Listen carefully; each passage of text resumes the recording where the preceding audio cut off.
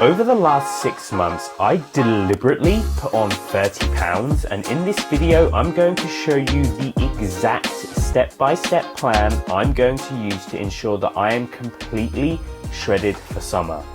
Over the winter, I've been focusing on getting progressively stronger whilst building up my body weight with the goal of adding more muscle. But now, as summer approaches, it's time to start going the other way. And in this video, I'm going to show you exactly how I'll execute my plan to get shredded and take part in a photo shoot in July. On the training side, I'm going to be following a 4-day split based around 2 lower body and 2 upper body workouts. My lower body workouts will be done on a Monday and a Thursday, with my upper body workouts done on a Tuesday and a Friday. Now, the reason why I like to design and set up my program like this is I think it's really important that you have got the rest days in between your training if you're going to be able to recover, to come back stronger, and to not be continuously feeling fatigued and going back to the gym when you still got DOMs, your muscles still ache from the last workout that you did. And that's where it's really important as well for us to acknowledge that when it comes to our training, it comes to the work that we're doing in the gym,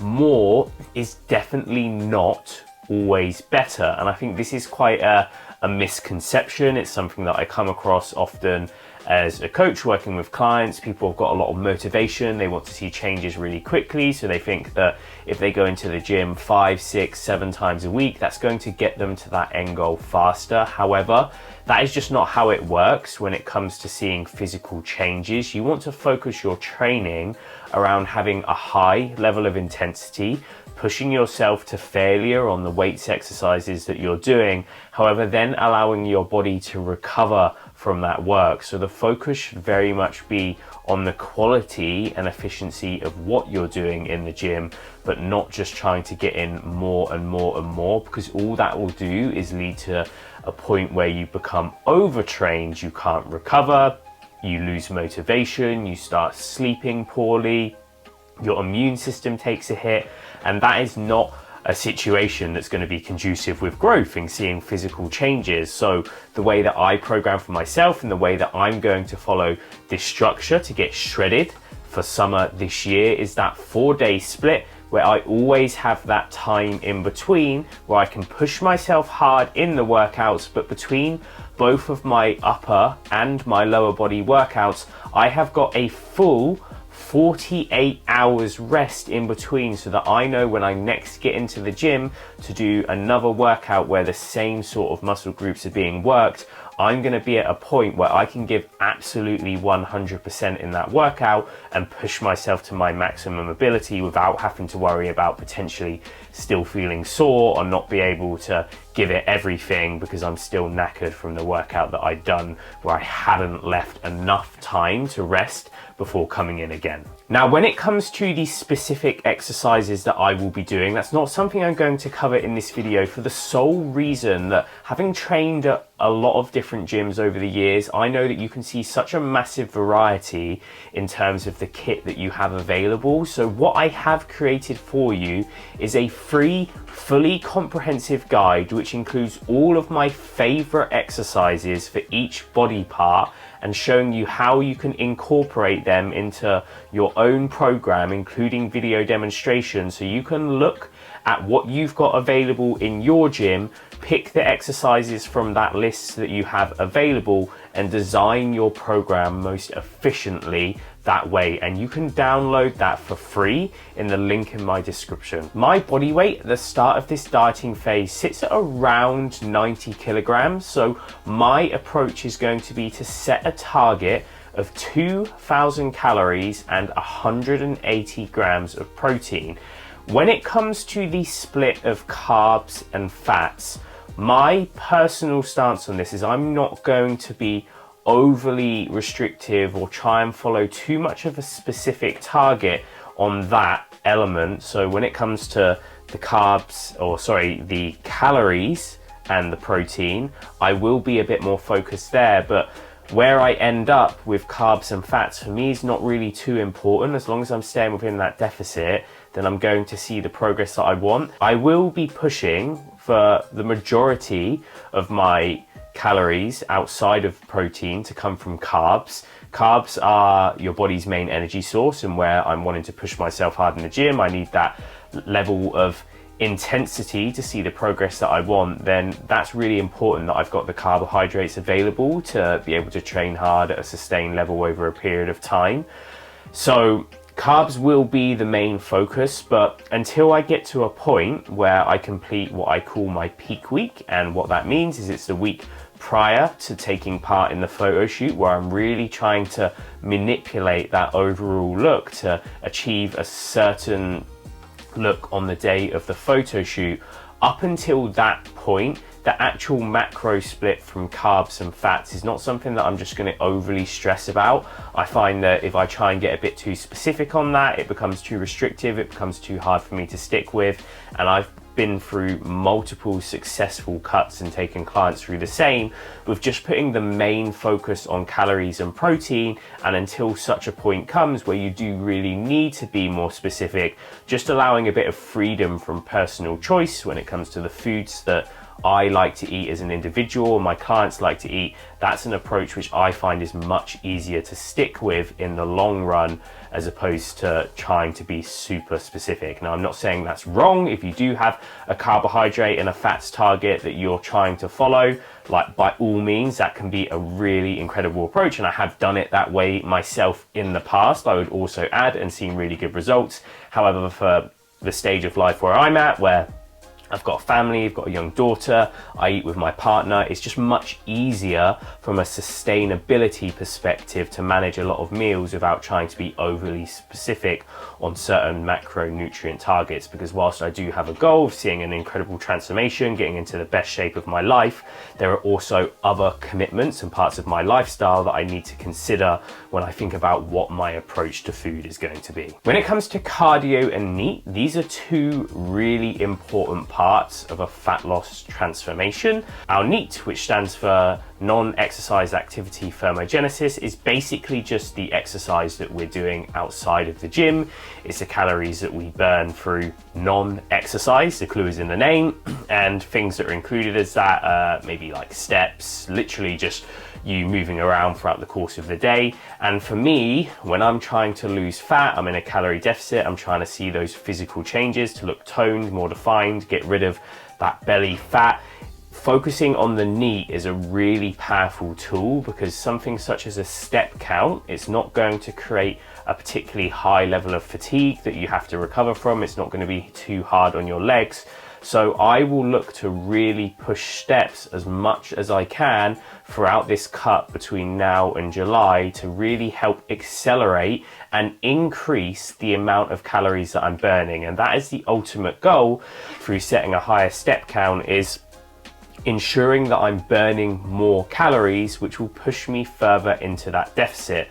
In terms of the specific target that I will aim for, I generally try and set a minimum baseline of a weekly average of about 12K. However, if there are days where I feel like I can do a little bit more, I've got the time to get to 13, 14, 15, I will try and push that, because for me, I am just at a point where I like to get in and out as quickly as I can when it comes to doing a dieting phase. And I'm not saying that that would necessarily be the right approach for you. Sometimes that slightly slower approach when it comes to fat loss is more realistic and sustainable and easier to stick with.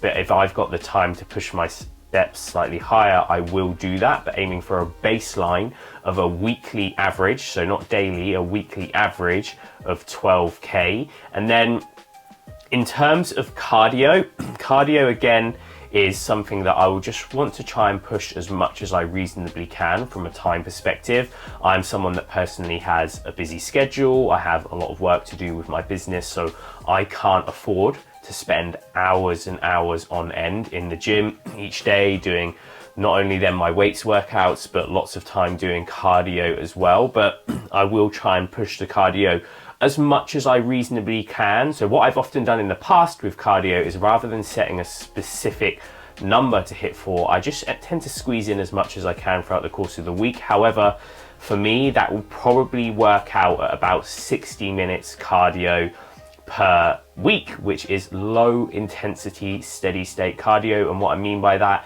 is getting on the Stairmaster or a jog, rowing machine, doesn't really matter what it is, but it's going at a pace where you could maintain a conversation. The difficulty level is probably around a 6 out of 10. And the goal from this is really, again, just to be focusing on increasing the amount of calories that we're burning throughout the course of the day and pushing us further into that calorie deficit to help accelerate things from a fat loss perspective. What is really important to acknowledge on the cardio side, however, is that cardio is a tool that we have in the toolbox to help accelerate our fat loss, but it's not going to be the main approach that we use. And this is where it becomes really key that we can distinguish the difference between fat loss and weight loss, because our goal is to end up with an aesthetic physique, a toned and muscular look where we can see perhaps definition around our abs and other areas that are important to us. So focusing on weights training, ensuring that we've got the muscle there, is really important. And sometimes people become a little bit too tied down in areas such as how many calories they're going to be burning per hour through cardio versus weights training. And that is something that I'll be covering in my next video, where I will be looking more into cardio versus weight loss and the pros and cons when you are going for a fat loss transformation. So make sure to keep an eye out for that video. The final piece of the puzzle for me in terms of going through this process and seeing the results that I want is managing events that are going to pop up. Now, for the majority of us, we have things that will eventually come up on weekends, whether it's weddings, birthdays, family parties, holidays, whatever it might be. So it is not always going to be realistic to stay 100% on plan, and we have to think ahead about how we're going to approach this. For me, on this cup, I have got a 5-day trip to Center Parcs coming up in May. We're going away with all of our family, where I'm going to have to manage still trying to think about the photo shoot in July, whilst also taking into account what other people want to do in terms of restaurants, food choices, and activities. And the way that I generally recommend that people manage events really depends on, and the way that I'll manage it myself really depends on the length of the event and perhaps like how important the event is to you as well. So for events that, if I have an event that was on a weekend that was just a single day, it was a family birthday party, for example, what I might do is use an approach called calorie banking, where Monday through to Friday, I drop my calories every day by 200, and that gives me an extra 1,000 calories to use on the Saturday, where I can still then stay on track with my overall total volume of calories consumed. However, when I'm going to be away for 5 days, that becomes a little bit more tricky. My personal approach for this, and there's not really a right or wrong here, is that I'm going to aim to stay very active. I'm going to aim to push my steps as high as I can when I'm away, focus on activities where I am keeping busy. I potentially might see if I can get to the gym if it's possible, but I'm not going to overly stress about that as it is just 5 days. And I'm just going to be cautious about my food choices. I'm not going to go crazy and do things that are going to really set me back. But the reality of a trip like this is it is just life. And what I will do is ensure that outside of that trip, I am 100% consistent, and as soon as I'm back to it as well, the next day that we return home, I will be 100% back on it with my diet, I'll be 100% back on it with my diet, sticking with everything in the plan, from training, steps, food, all across the board, to ensure that I can just get straight back on that horse and make progress again. And if you have that mindset and that approach, even when you've got little weekends here or 5-day trips here and there, it's not going to massively derail you. The main issue comes is when you let one day turn into a bad 2 days, a bad weekend turn into a bad week turn into a bad month, and so on. And that spiral can just really set you back and give yourself a big hill to climb. But if you just take into account that there are going to be times realistically that you're not able to stick with your plan 100%, but you just ensure that you get straight back to it as soon as you can, you will generally be fine and continue to make really good progress. If you are wanting to go through a big transformation this summer to shred belly fat, to see your abs for the first time and feel confident with your top off or on a bikini on the beach, head to the link in my description and apply for one-to-one coaching, and I'd love to have a conversation about how I can help you get in the best shape of your life this year.